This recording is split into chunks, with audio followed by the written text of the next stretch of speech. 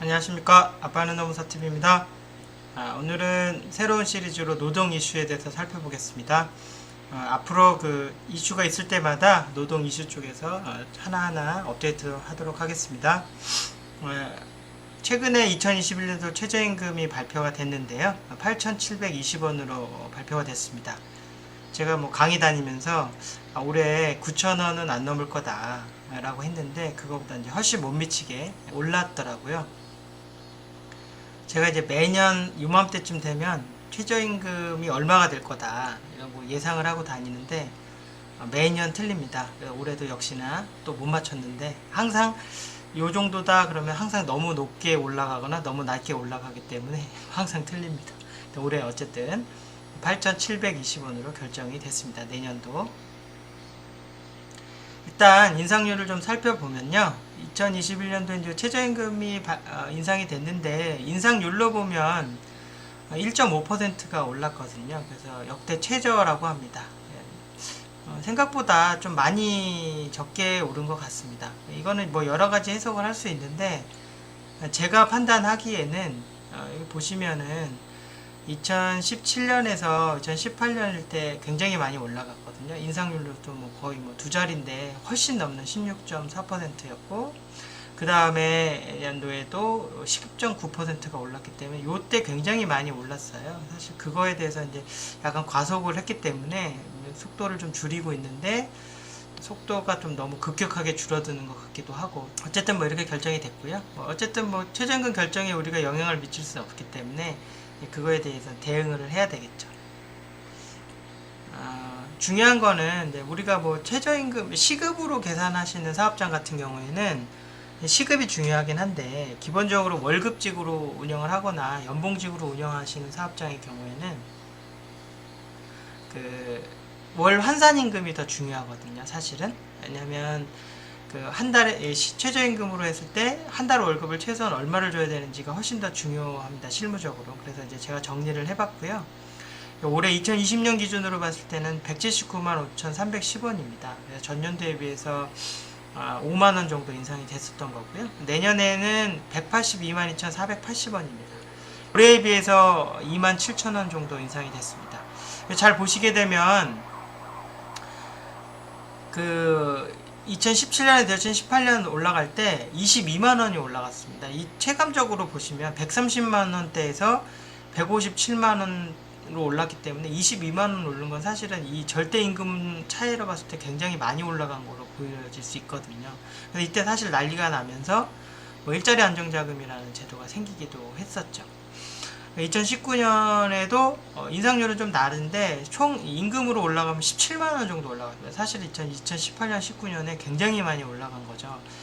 이렇게 보시면 2017년도 12월까지는 135만원을 주던 회사에서 2019년 1월 불과 뭐 월수로 따지면 13개월밖에 안 될 텐데 13개월 만에 거의 뭐 얼마냐 한 40만원 정도 인상이 되는 월급을 월 모든 신입 직원들 기준으로 했을 때 최저임금이 40만원 정도 올랐기 때문에 사실 굉장히 이거는 좀 소기업이라든가 자영업자분들이 좀 감당하기 어려웠던 것이 사실이고요. 여러 가지 부작용이 나타나면서 이제 2020년에는 이제 적게 올랐죠. 인상률도 2.9%였고요. 금액도 5만원 정도 올랐고요. 2021년에는 그거보다 이제 더 적게 올랐죠. 그래서 이제 월 환산임금은 그럼 어떻게 계산하는지 궁금하실 수도 있어서 이렇게 보게 되면은 209라는 숫자를 노동법에서는 여러 가지 숫자가 있는데 그 중에서 이제 가장 중요한 숫자가 이제 상시 근로자 수 5명이라는 숫자가 있고요. 그 다음에 임금 쪽에서는 209라는 숫자가 있습니다. 209라는 숫자를 외워서 보통 실무에 쓰고 있는데 이게 어떤 의미가 있는지 잘 모르시는 분들이 있습니다. 그래서 이번 기회에 좀 설명을 드리면 원래 이제 월급으로 계산을 하게 되면 이 사람이 평균 월급을 계산하는 임금으로 줘야 되는 최소한의 임금 시간이 있을 거예요. 그걸 계산하는 기준으로 봤을 때는 일주일에 기본 근무 시간이 40시간이기 때문에 40시간이 들어가고요. 그 다음에 여기 8이라는 거는 주휴시간입니다. 그래서 우리가 소위 말하는 주휴수당이라고 하는 건데 주휴수당이라는 거는 일주일에 소정 근무를 다 근무를 하면 8시간의 주유 수당을 지급을 하도록 되어 있는데, 이게 이제 시급제 같은 경우는 별도로 주유 수당을 계산해서 지급을 하지만, 월급직인 경우에는 한 달 월급 얼마 이렇게 계산을 하기 때문에 어떻게 보면은 주유 수당을 지급을 그냥 하는 거죠. 소정 근로를 했다는 전제 하에. 그래서 그냥 일주일에 40시간을 근무를 하더라도 주유 수당을 포함한 8시간을 그냥 지급을 하는 거죠. 애초에. 그래서 일주일에 임금으로 지급해야 되는 총 임금 근로시간이 48시간이고요. 그럼 이제 한 달로 계산을 해야 되는데, 한 달은 몇 주로 할 거냐. 보통 우리가 한 달을 4주로 계산하지만 실제로는 4.35주입니다. 이유는 1년은 365일이고요. 그거를 12개월로 나누고 또 일주일이 7일이기 때문에 7일로 나누면 평균 주수가 4.35주입니다. 4.35 곱하기 7을 하면 30.1일 정도 나오거든요.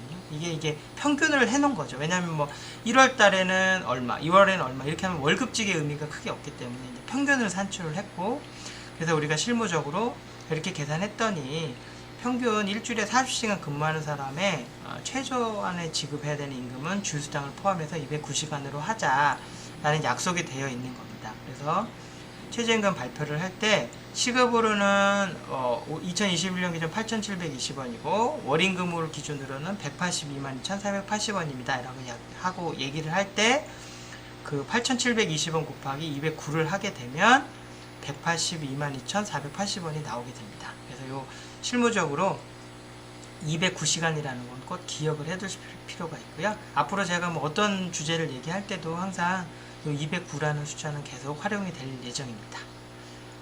자, 그래서 우리가 우리 시급 만원 시대로 가야 된다 이런 얘기들이 굉장히 많이 있잖아요. 그럼 우리가 시급 만원이라고 했을 때, 그럼 우리가 월에 최소한 받아야 되는 기본임금이 얼마인지 계산할 수가 있는 거죠. 이 209라는 숫자를 알게 되면. 그럼 얼마가 될까요? 만약에 어느 시점에는 만원 이상이 되든지 만원이 될 거 아니에요. 그래서 만원이 되면 그 숫자는 만원 곱하기 209가 될 테니까 209만원이 되겠죠. 그렇게 이해를 해주시면 될 것 같습니다. 그래서 뭐 지금 제 생각에는 매년 틀리지만 지금 시점에서 예상을 해본다면 당연히 올해 2021년보다는 인상률이 높겠지만 그렇다고 해서 2018년, 19년처럼 급격하게 인상되지는 않고 한 4, 5% 정도 예상을 해봅니다. 물론 틀리겠지만. 자, 그 다음에 이제 시장 반응을 좀 볼게요. 재밌는 기사가 이게 최저임금 결정되자마자 바로 이렇게 조사를 한 신문이 있더라고요. 그래서 인크루트에서 조사를 해서 뉴스원이라는 데서 했던 기사인데, 재밌어요. 최저임금 결정이 어떻게 생각하냐 그랬더니 찬성이 한 60%, 반대가 40%입니다. 사실은 임금이 역대 최저 인상률이기 때문에 반대가 좀 많을 거라고 생각을 했었는데, 자, 다음에 기사에서 특정 기사 내용 말고 제목을 좀 뽑았는데 여기 시사점들이 좀 있어서 좀 말씀을 드릴게요. 2021년 최저임금 8,720원 결정에 편의점들은 막막. 편의점들은 진짜 막막하시죠. 왜냐하면 여기는 시급으로 하고 인원을 적게 쓰시기 때문에 시급이 굉장히 중요한 곳이에요. 그래서 사실 올해 2020년 최저임금도 사실 버거웠기 때문에 이분들은 이제 삭감을 이제 주장을 하셨죠. 사실 삭감이 되는 경우는 거의 없잖아요. 그러다 보니까 알면서도 최소한 적게 올리기 싶으셨던 거였고, 동결이면 좋겠고 이런 느낌이었을 거예요. 근데 어쨌든 8,070원이 돼서 결국은 지금도 겨우겨우 맞췄는데 또 올라서 막막하다. 이거는 크게 보면 우리가 인력을 시급으로 쓰시는 분한테는 굉장히 좀 이것조차도 어려운 상태에서 올랐기 때문에 막막하다 이런 의견들이 있죠. 그래서 시급, 아르바이트를 많이 쓰는 사업장에서는 이것도 굉장히 부담이 될 수 있다라는 기사였고요. 2021년 최저임금 8,720원. 소상공인 중소기업은 아쉽지만 수용. 요거는 뉘앙스가 어떤 걸까요? 결국 그냥 만족한다는 의미라고 저는 해석하거든요. 그래서 그러니까 이 정도면 그래, 이 정도는 괜찮아라는 의미라고 저는 보여져요. 그렇기 때문에 이거는 이분들은 큰 불편은 없다. 그 이유는 제가 뒤에서도 말씀드리겠지만 이유가 있어요. 이렇게 생각하시는 이유가. 그 다음에 당연히 뭐 한국노총이나 민주노총은 반발하겠죠. 왜냐면 뭐 인상률도 너무 낮고 왜 경기가 어렵고 이런 모든 것들을 왜 근로자가 다 이렇게 부담을 해야 되느냐라고 하면서 당연한 반응이라고 생각을 하고요.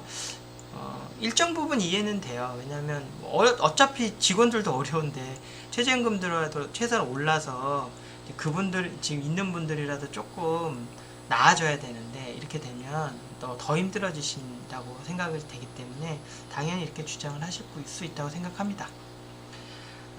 근데 제가 최저임금이 결정이 되고 지금 시간이 좀 흘렀죠. 그래서 사장님들을 좀 만나보고 회사 돌아다녀보고 얘기를 나눠보면 최저임금이 올랐다. 내용은 알고 있냐? 그럼 다 알고는 계시더라고요. 근데 이제 일단은 예전에 뭐 급격하게 오를 때처럼 우리 큰일 났다 이런 반응은 아니시고요.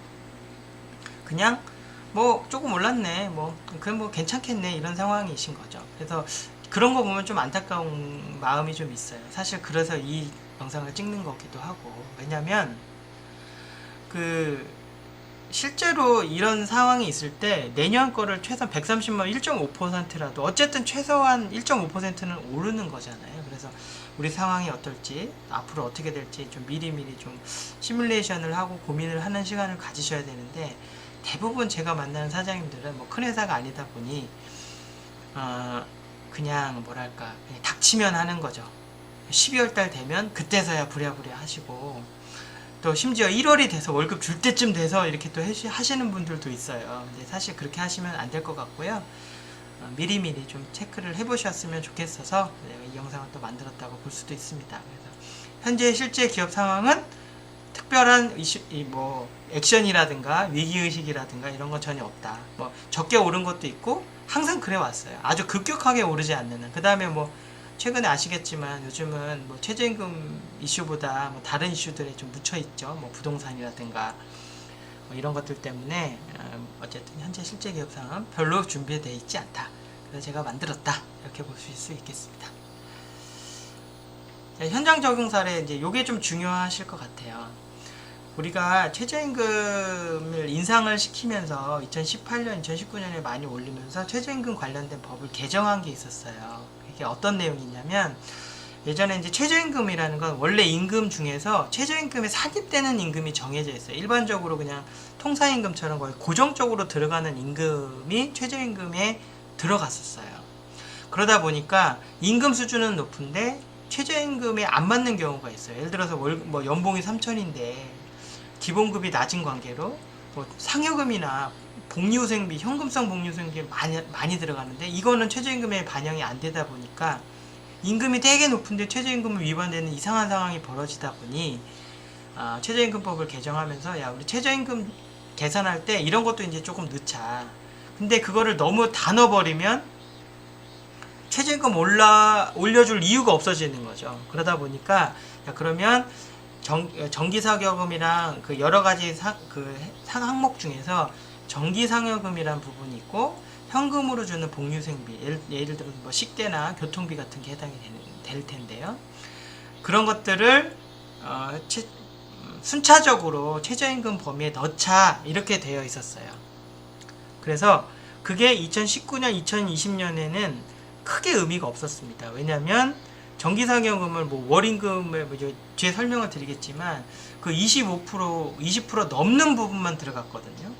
그러니까 예를 들어서 상여금 50만원 중에 그 중에서 얼마 중에 25%가 넘는 부분만 들어갔었어요. 그러다 보니까 최저임금에 들어가는 돈이 거의 없었어요. 이게 법이 되어 있지만 올해도 마찬가지였습니다. 20%, 5%를 넘는 부분만 들어갔는데 이제 내년에 2021년부터는 이게 이제 영향을 미치기 시작을 해요. 그리고 점점점 영향을 미치죠.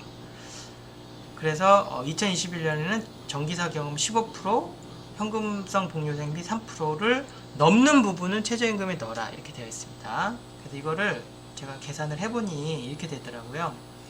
그러니까 2020년에는 정기상여금인데 35만 9,062원은 이상 되는 돈, 예를 들어서 상여금을 40만원을 주고 있다. 그러면 35만 9,062원을 제외한 한 4만 1,000원 정도가 최저임금에 반영이 되는 거죠.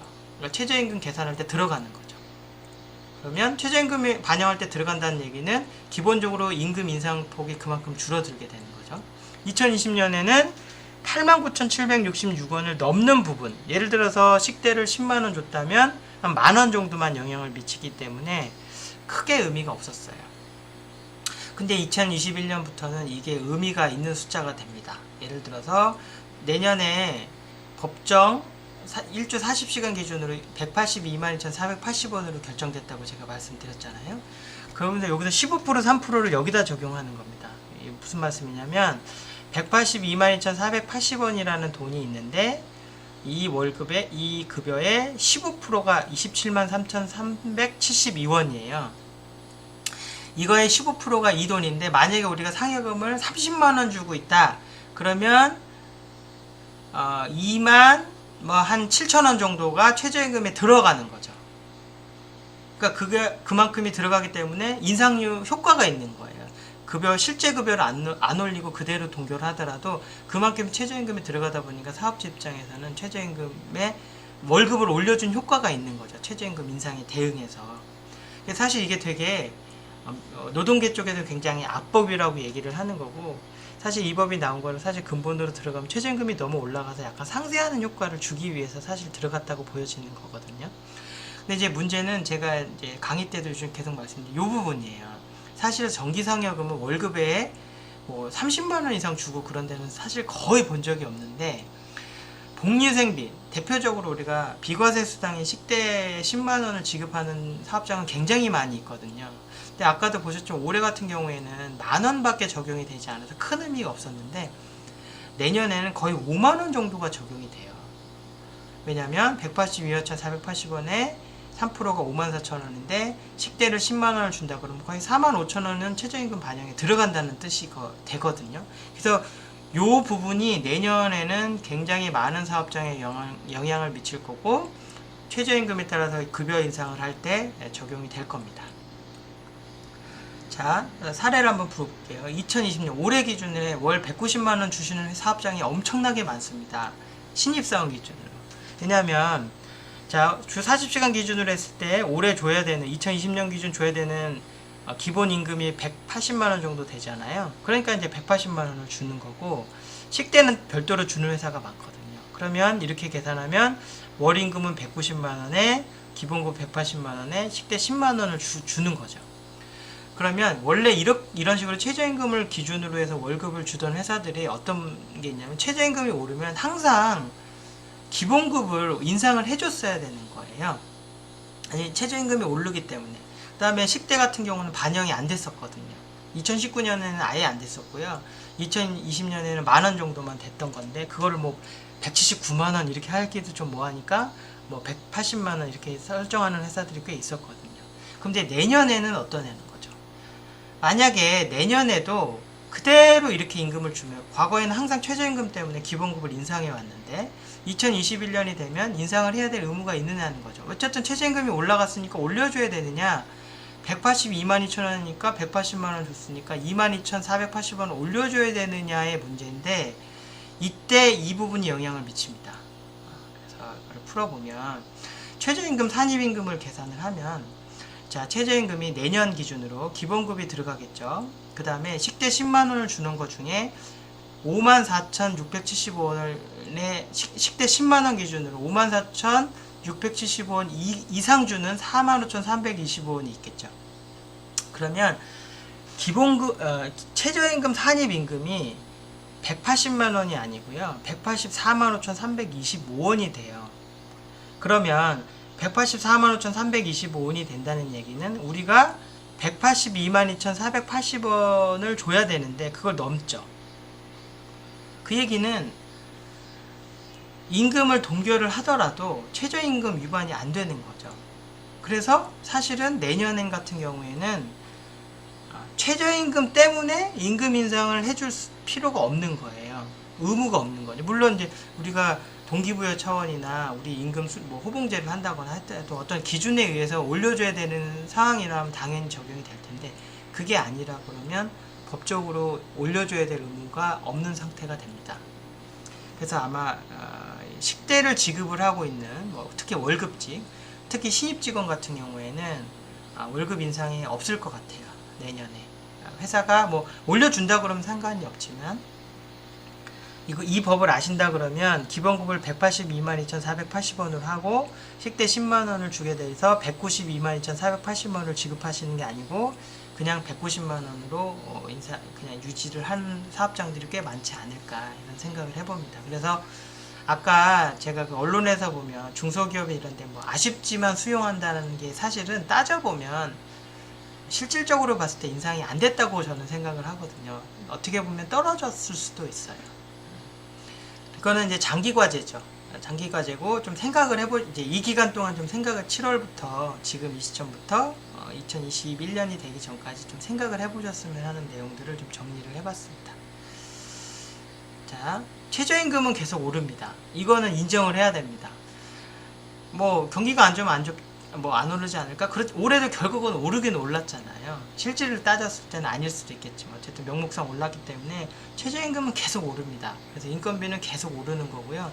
눈이 조그맣게 고를 때는 몇 퍼센트가 별거 아니지만 이미 눈덩이 어느 정도 됐기 때문에 3% 4% 오르는 것도 사실은 좀 버겁거든요. 그래서 최저임금은 계속 오른다는 전제를 갖고 인건비는 나의 의지와 상관없이 계속 오른다. 특히 사업장에 인건비 관리하시거나 사장님들은 최저임금 계속 오른다는 걸 좀 뼈저리게 느끼시고 이런 걸 항상 바라보시고 장기적 관점으로 생각을 하셔야 되지 올해 최저임금에 그냥 맞춰서 급급하게 생각하시는 거는 좀 문제가 있을 것 같아서 말씀드렸고요. 지금이 최선인가? 이건 어떤 말씀을 드리고 싶은 거냐면 이런 거죠. 지금 우리 회사에 직원이 20명이에요. 그러면 관행적으로 운영이 되기 때문에 우리는 20명이 있어야 된다고 늘 생각하세요. 그리고 우리 20명은 반드시 사원은 이쪽 일만큼 있어야 되고 대리가 있어야 되고 과장이 있어야 되고 이렇게 생각을 하시고 의외로 많이 안 바꾸세요. 예를 들어 내가 식당을 운영을 하고 있다. 그럼 식당에서 우리는 뭐 홀에서 일하시는 분이 3명이고 주방에서 일하시는 분이 2명이냐. 우리는 절대 이렇게 해야 돼. 이런 식으로 본인들은 굉장히 탄력적으로 한다고 그러지만 되게 고정관념이 있으세요. 예를 들어서 우리는 영업시간을 무조건 아침 10시부터 밤 10시까지 해야 된다. 그렇게 법으로 정해진 거 아니잖아요. 그래서 굉장히 상황에 따라서 임금이 변경이 되고 세상이 바뀌고 법이 바뀌는데 내 경영 스타일을 되게 고집하시는 분들이 굉장히 많거든요. 그 방법밖에 안 해보셔서 그런 것 같아요. 근데 최저임금은 계속 오르죠. 그리고 지금이 최선이라고 생각하시는 걸 깨셔야 돼요. 그래서 효율적인 걸 끊임없이 찾아야지 저는 생존할 수 있다고 생각해요. 제조업도 마찬가지고요. 요식업도 마찬가지고 유통업도 마찬가지라고 생각합니다. 끊임없이 내가 이게 문제가 개선을 해야 된다. 인건비는 오른다. 요구는 커진다. 그러면 나는 이거를 지금 하는 방식이 최선이라고 생각하면 변화를 할 수가 없기 때문에 내가 변해야 된다라고 생각을 하시고 나만의 틀을 좀 깨고 좀 넓게 생각을 해주셔야 돼요. 최저임금에 급급하게 대응하시는 게 아니고 좀 크게 보셔서. 그래서 결국 하고 싶은 얘기는 이거죠. 최저임금이 바뀌었으니 미리미리 인력이나 근무시간 효율화가 선택을 하는 게 아니고 필수라고 생각을 하셨으면 좋겠다는 거죠.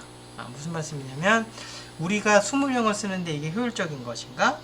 우리가 20명을 정규직으로 쓰고 있는데 이게 효율적인가? 우리가 근무시간을 10시부터 10시로 하거나 9시부터 6시로 하는 게 효율적인가?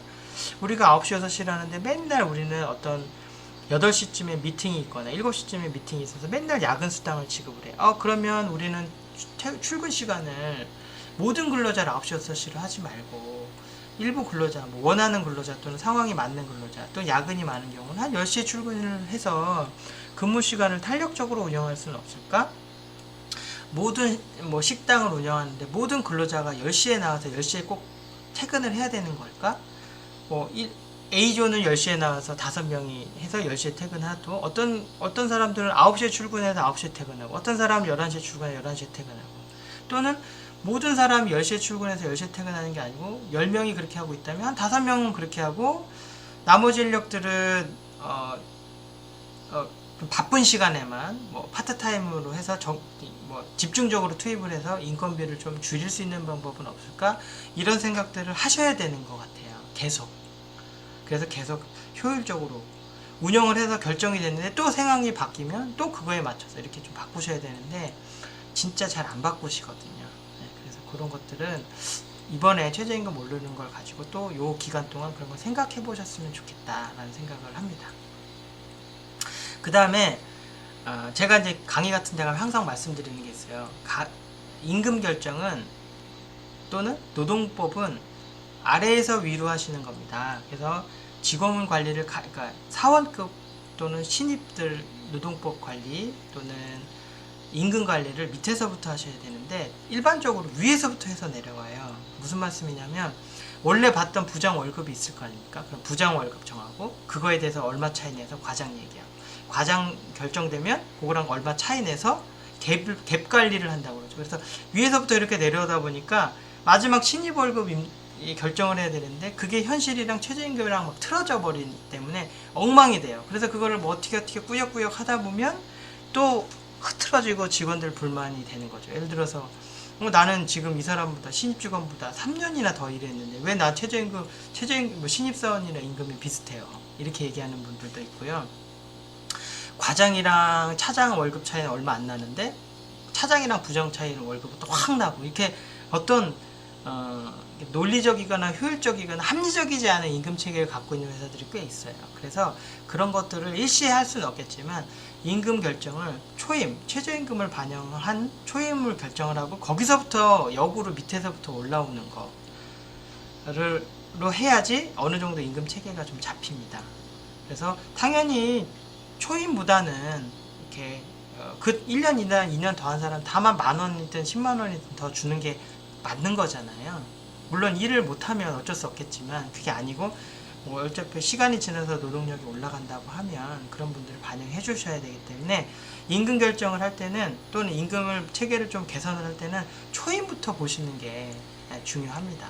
특히 뭐 소기업이라든가 자영업이라든가 중소기업에서 초임부터 갭을 정확하게 관리를 해주시고 그렇게 임금 체계를 좀 설정을 하는 게 향후에 장기적으로 최저임금 인상에 대해서 그 다음에 효율적으로 인력을 운영하기 위해서는 그런 것들을 반영을 하시는 게 어떨까라고 생각을 해서 좀 길게 찍어봤습니다.